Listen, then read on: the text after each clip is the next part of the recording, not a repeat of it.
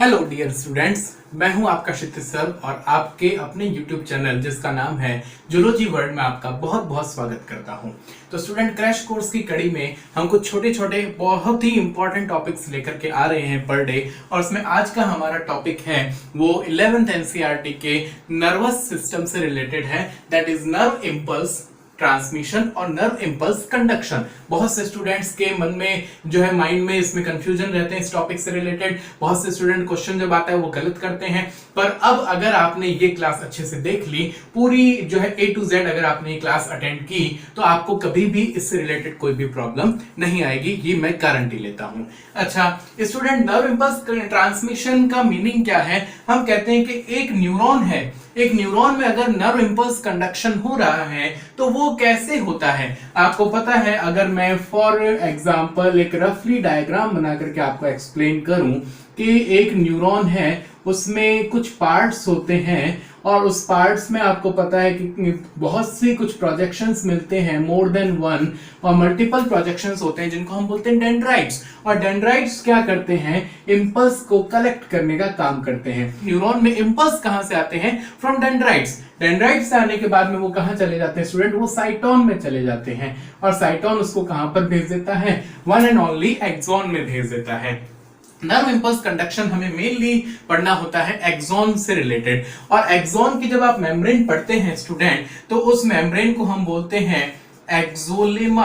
तो वो मेम्ब्रेन क्या कहलाती है स्टूडेंट? एक्सोलेमा कहलाती है। और एक्सोलेमा के बाहर जो भी फ्लूइड होता है उसको हम क्या बोलते हैं student? Extra cellular fluid, ECF के नाम से जानते हैं। और एक्सॉन के अंदर जो फ्लूइड होता है उसको हम बोलते हैं स्टूडेंट एक्सोप्लाज्म। तो ये आपको कुछ टर्म्स पता होनी चाहिए, एक्सोलेमा, एक्सोप्लाज्म और एक्स्ट्रा सेल्यूलर फ्लूइड। अच्छा, दूसरी बात, जब भी आप नर्व इम्पल्स कंडक्शन पढ़ते हैं तो आप उसमें 3 स्टेजेस पढ़ते हैं। उसमें एक होती है जिसको हम बोलते हैं पोलराइज कंडीशन, हिंदी में इसको बोलते हैं हम ध्रुवित अवस्था। और पोलराइज कंडीशन स्टूडेंट होती है रेस्टिंग स्टेज, जब नर्व इम्पल्स कंडक्शन नहीं हो रहा होता है या फिर नर्व में कोई भी आपने स्टिमुलाई उद्दीपन नहीं दिया होता है, तो वो क्या कहलाती है स्टूडेंट? वो कहलाती है रेस्टिंग स्टेज या फिर विश्राम अवस्था या फिर ध्रुवित अवस्था भी इसको हम बोलते हैं।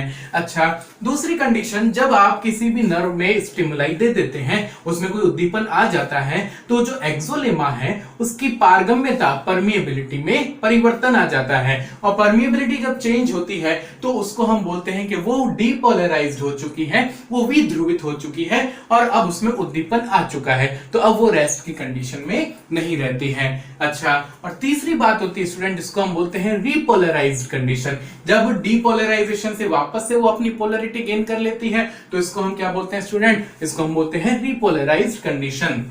अच्छा, एक डायग्राम के थ्रू मैंने यहां पर एक्सप्लेन करना चाहूंगा यहां पर कि कौन सी कंडीशन पोलराइज्ड है, कौन सी डिपोलराइज्ड है और कौन सी रीपोलराइज्ड है। देखिए यहां पर ए सेगमेंट बनाया मैंने, ये पूरा का पूरा जो एक्सॉन है, एक्सॉन को हमने थोड़ा सा लार्ज एनलार्ज फॉर्म में देखा है। एक्सॉन की ये हो गई आपकी एक्सोलेमा, और एक्सोलेमा जो है उसके अंदर जो है एक्सोप्लाज्म है और बाहर क्या है? एक्स्ट्रा सेल्युलर फ्लूइड है। अच्छा, ए सेगमेंट में आप देखेंगे एक्सोलेमा के बाहर कौन सा चार्ज है? पॉजिटिव चार्ज है, और अंदर कौन सा चार्ज है स्टूडेंट? नेगेटिव चार्ज है। तो इसी कंडीशन को हम क्या बोलते हैं स्टूडेंट? इसे हम बोलते हैं पोलराइज्ड कंडीशन। तो पोलराइज्ड कंडीशन जो कि रेस्ट की कंडीशन है, इसमें आपको इनसाइड और आउटसाइड चार्ज पूछा जाता है। तो इनसाइड कौन सा चार्ज होता है स्टूडेंट? वो होता है नेगेटिव चार्ज, और आउटसाइड कौन सा चार्ज होता है? वो होता है पॉजिटिव चार्ज। अभी क्यों होगा मैं आपको आगे बताऊंगा। चलिए, फिर आता है डीपोलराइज कंडीशन। अच्छा, ए जो था वो पोलराइज्ड हम माने,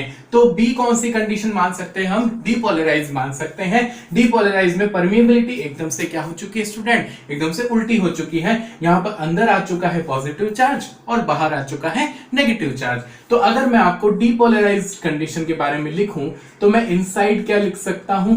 इनसाइड पॉजिटिव चार्ज, और मैं आउटसाइड क्या लिख सकता हूं? Outside negative charge. तो यहाँ पर पॉजिटिव और नेगेटिविटी का बहुत ज्यादा इंपॉर्टेंट है स्टूडेंट। अच्छा, उसके बाद में हम चलते हैं जो तीसरी और लास्ट कंडीशन है, दैट इज रीपोलराइज कंडीशन। तो ये होगी सी पॉइंट, अगर मैं यहाँ पर कंसीडर करूं तो इसको मैं रीपोलराइज कंडीशन मान सकता हूं।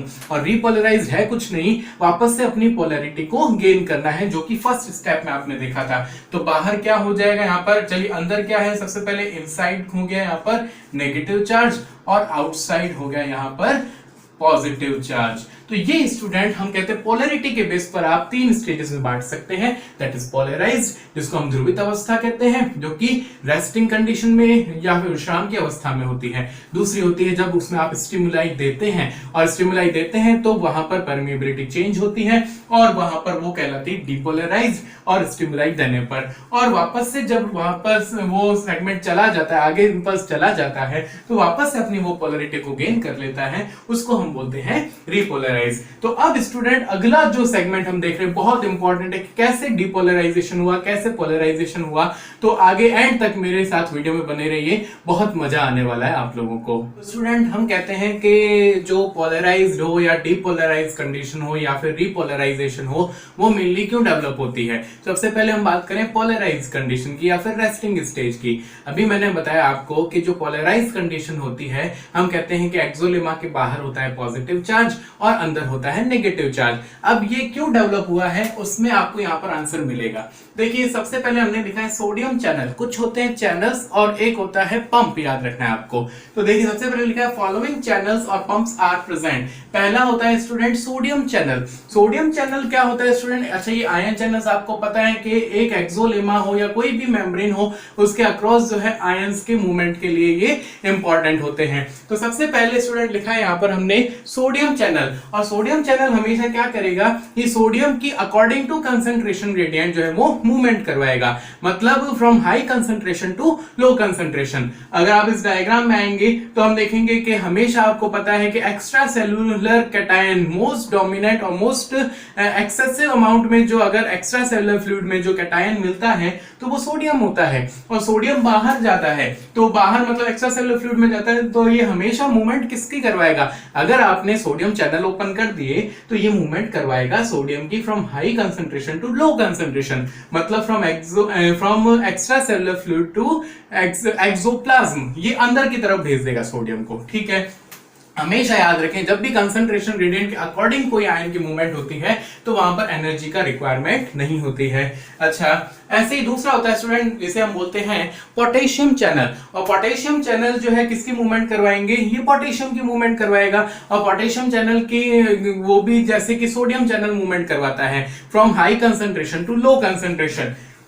बस आपको डिफरेंस यहाँ पर स्टूडेंट याद रखना है कि पोटेशियम आयन की कंसंट्रेशन कहाँ ज्यादा है, वो एक्सोप्लाज्म में ज्यादा होती है। मतलब आपको पता है कि सेल के अंदर जो फ्लूइड है उसमें कौन सा आयन कैटायन ज्यादा मिलता है, पॉजिटिवली चार्ज आयन, तो वो होता है पोटेशियम। तो अगर ये पोटेशियम चैनल आपने ओपन कर दिए तो from high concentration to low concentration इसकी मूवमेंट होगी, मतलब अंदर से ही बाहर की तरफ एक्स्ट्रा सेलुलर फ्लूइड में चले जाएंगे। यहां पर भी आपको एनर्जी की रिक्वायरमेंट नहीं है। अच्छा, फिर तीसरा आता है स्टूडेंट सोडियम पोटेशियम पंप, और सोडियम पोटेशियम पंप आपको याद रखना है ये अगेंस्ट कंसंट्रेशन ग्रेडियंट काम करता है, और जो भी चीज अगेंस्ट कंसंट्रेशन ग्रेडियंट काम करेगी स्टूडेंट वो क्या करेगी, वो एटीपी का कंजप्शन करेगी। यहां पर एटीपी यूज होगा। अब अगेंस्ट कंसंट्रेशन ग्रेडियंट चल रहा है, मतलब पोटेशियम की तो मूवमेंट कहां से कहां की, और वो क्योंकि हाई कंसंट्रेशन कहां पर है पोटेशियम की, अंदर है, तो वो अंदर की तरफ ही मूवमेंट करवाएगा।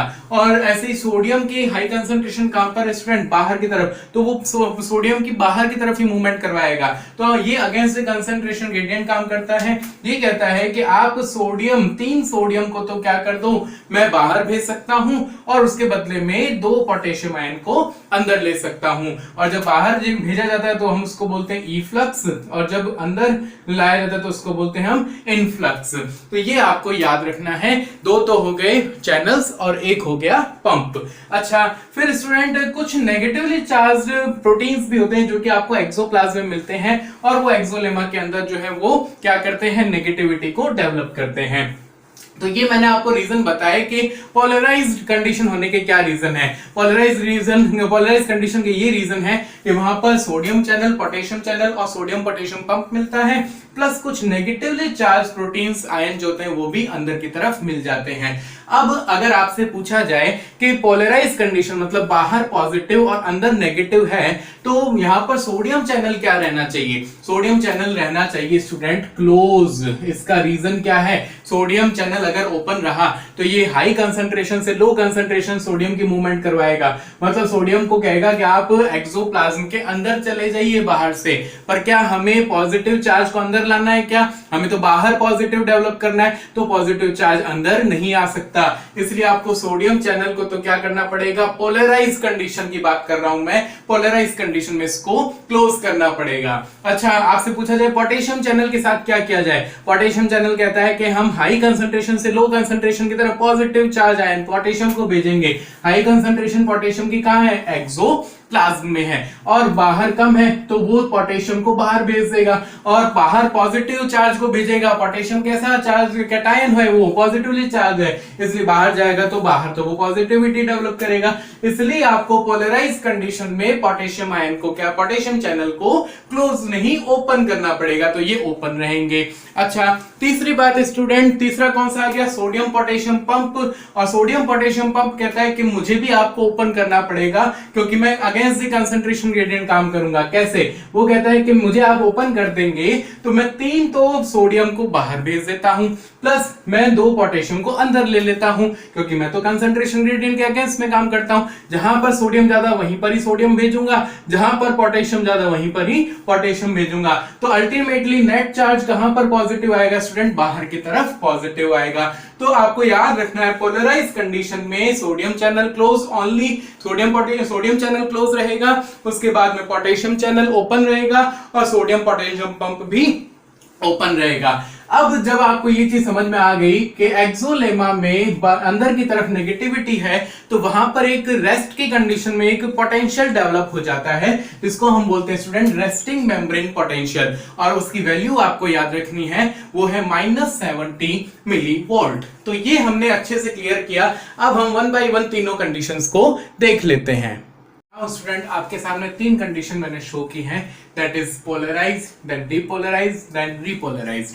अब आप अच्छे से समझे। यहाँ पर पहली कंडीशन वैसे मैं आपको क्लियर कर चुका हूं, वो है पोलराइज कंडीशन। देखिए पोलराइज में मैंने क्या क्या बताया आपको कि सोडियम चैनल रहेगा यहाँ पर क्लोज, ठीक है, पोटेशियम चैनल ओपन रहेगा, और पोटेशियम चैनल ओपन रहेगा तो क्या होगा, ये बाहर जो है वो पोटेशियम आयन को भेजता चला जाएगा, जिससे बाहर पॉजिटिविटी डेवलप होती जाएगी। सोडियम पोटेशियम पंप भी ओपन रहेगा, तो यहाँ पर 3 सोडियम को तो ये बाहर भेजता रहेगा और 2 पोटेशियम को ये अंदर ले जाता रहेगा, तो इस वजह से अंदर नेगेटिव और बाहर पॉजिटिव आता रहेगा। और आपको पता है कि यहाँ पर नेगेटिवली चार्ज प्रोटीन्स तो ऑलरेडी प्रेजेंट है, तो इस वजह से बाहर पॉजिटिव अंदर नेगेटिव डेवलप हुआ है। अच्छा, दूसरी तरफ चले, जब स्टिमुलाई देंगे आप तो उसमें परमिएबिलिटी चेंज होगी, और परमिएबिलिटी चेंज होगी तो क्या होगा, वहां पर डीपोलराइजेशन की स्टेज डेवलप होगी। डीपोलराइजेशन में अब आपको देखना है कि सिर्फ और सिर्फ यहाँ पर कौन सा चैनल ओपन है स्टूडेंट। जब डीपोलराइजेशन हुआ है तो वो सोडियम चैनल ही ओपन हुआ है, और सोडियम चैनल जब ओपन हुआ है तो उसमें आप देखेंगे कि केवल सोडियम आयंस की मूवमेंट होगी। तो सोडियम आयंस की मूवमेंट हो रही है फ्रॉम आउटसाइड टू इनसाइड, तो सोडियम आयन जो है कहां पर आ जाएगा, अंदर आ जाएगा। सोडियम पॉजिटिवली चार्ज्ड है। अच्छा, पोटेशियम चैनल को क्या कर दिया है, क्लोज कर दिया है, तो पोटेशियम कहता है मैं बाहर नहीं जा पाऊंगा, ठीक है। अब 3 सोडियम बाहर भी नहीं जा पा रहे और 2 पोटेशियम अंदर भी नहीं जा पा रहे, मतलब सोडियम पोटेशियम पंप भी आपने क्लोज कर दिया है। तो इस कंडीशन में सिर्फ और सिर्फ सोडियम चैनल जो है वो ओपन रहते हैं, और इस वजह से अंदर आ जाता है पॉजिटिव चार्ज और बाहर आ जाता है नेगेटिव चार्ज। जब आप रेस्टिंग मेम्ब्रेन पोटेंशियल के बाद में एक स्टिमुलाई देते हो, और वो स्टिमुलाई कहलाता है यहाँ पर स्टूडेंट एक्शन पोटेंशियल, तो यहाँ पर आपको याद रखना है एक्शन पोटेंशियल डेवलप होता है, और ये एक्शन पोटेंशियल होता है +30 मिली वोल्ट का। तो ये आपको याद रखना है, प्लस 30 मिलीवॉल्ट का एक्शन पोटेंशियल की यहाँ पर रिक्वायरमेंट होती है। अच्छा, लास्ट कंडीशन, जब स्टिमुलाई यहां से चला जाएगा तो वापस से परमेबिलिटी चेंज होगी और यहाँ पर वापस से कौन सी चीज क्लोज हो जाएगी, सोडियम चैनल क्लोज हो जाएंगे, और एक बार के लिए सोडियम पोटेशियम चैनल भी, पंप भी क्लोज रहेगा। यहाँ पर पंप है स्टूडेंट, तो सोडियम पोटेशियम पंप भी यहाँ पर क्लोज रहेगा। और दूसरी चीज, सिर्फ और सिर्फ एक चीज ओपन रहेगी, वो होंगे पोटेशियम चैनल, और पोटेशियम चैनल ओपन होंगे तो क्या होगा स्टूडेंट, बाहर पोटेशियम आता रहेगा, मतलब वापस से बाहर पॉजिटिव और अंदर नेगेटिव डेवलप हो जाएगा। तो ये मैंने आपको बता दिया पोलराइज कंडीशन में क्या होता है, sodium channel close, potassium channel open, sodium potassium pump open. Depolarisation में क्या होता है, only sodium channels are open and potassium channel and sodium potassium pump are closed. In repolarization only potassium channels are open whereas sodium channel are closed and sodium potassium channel are also closed। तो ये condition आपको याद रखनी है student during polarisation, depolarisation and repolarisation. तो ये चीज clear हो जाने के बाद में अब हम देख लेते हैं एक एक्सॉन में कैसे जो है नर्व इंपल्स कंडक्शन होगा और कैसे कैसे जो है हम कह सकते हैं कि चार्ज प्लस जो उसमें करंट है उसका फ्लो देखा जाएगा। स्टूडेंट, आपके सामने एक डायग्राम जो है शो किया गया है जिसमें आपको ये तो पता चल ही रहा है कि नर्व इंपल्स कंडक्शन कैसे हो रहा है। तो ये आप कंडीशन बताएं मुझे, ए वाली कौन सी कंडीशन होगी, ये है डिपोलराइजेशन की कंडीशन। उसके बाद में आपको आगे जो कंडीशन दिखाई दे रही है यहाँ पर आप देख रहे हैं कि बाहर पॉजिटिव अंदर नेगेटिव है, ये पोलराइज कंडीशन है। तो अब देखिए हमेशा क्या होता है कि करंट फ्लो कैसे होता है, एक तो आपसे पूछा जाएगा कि इंपल्स का फ्लो कैसे हो रहा है। तो इंपल्स तो जा रहा है, आपको पता है ए टू बी जा ही रहा है, पर करंट का फ्लो कैसे हो रहा है, करंट का फ्लो आप देख रहे हैं कि अंदर एक्सोलेमा के अंदर ये एक्सोप्लाज्म हो गया और ये आपकी एक्सोलेमा होगी। तो ये एक्सोलेमा हमने बना दी। तो एक्सोलेमा के अंदर तो क्या हो रहा है स्टूडेंट, एक्सोलेमा के अंदर तो पॉजिटिव टू नेगेटिव, हमेशा करंट फ्लो कैसे होता है, from positive charge to negative charge, from A to B हो रहा है। पर जब आप एक्सोलेमा के बाहर देखेंगे तो वो कैसे हो रहा है, बी टू ए हो रहा है। तो यहाँ पर तो ए टू बी देखा जा रहा है, जबकि एक्सोलेमा के बाहर बी टू ए देखा जा रहा है। और अगर आप ये देखेंगे तो ये कैसे फ्लो हो रहा है करंट का, तो वो क्लॉकवाइज हो रहा है या फिर एंटी क्लॉकवाइज हो रहा है। तो ये स्टूडेंट हो रहा है एंटी क्लॉकवाइज। तो हमेशा करंट का फ्लो इसमें कैसा होता है, एंटी क्लॉकवाइज होता है। तो स्टूडेंट, उम्मीद करता हूं कि आपको जो है आज की क्लास अच्छे से समझ में आई होगी, जिसमें हमने नर्व इंपल्स कंडक्शन पढ़ा है। बहुत से स्टूडेंट यहाँ पर गलती करते हैं, पर आज की क्लास देखने के बाद आप गलती नहीं करेंगे, मेरा ये मानना है। तो प्लीज प्लीज प्लीज मेरे चैनल को सब्सक्राइब करें, मेरी वीडियोस को लाइक और शेयर करें। जैसे जैसे ज्यादा से ज्यादा स्टूडेंट जुड़ते चले जाएंगे वैसे वैसे पढ़ने में और भी मजा आता जाएगा। Thank you very much.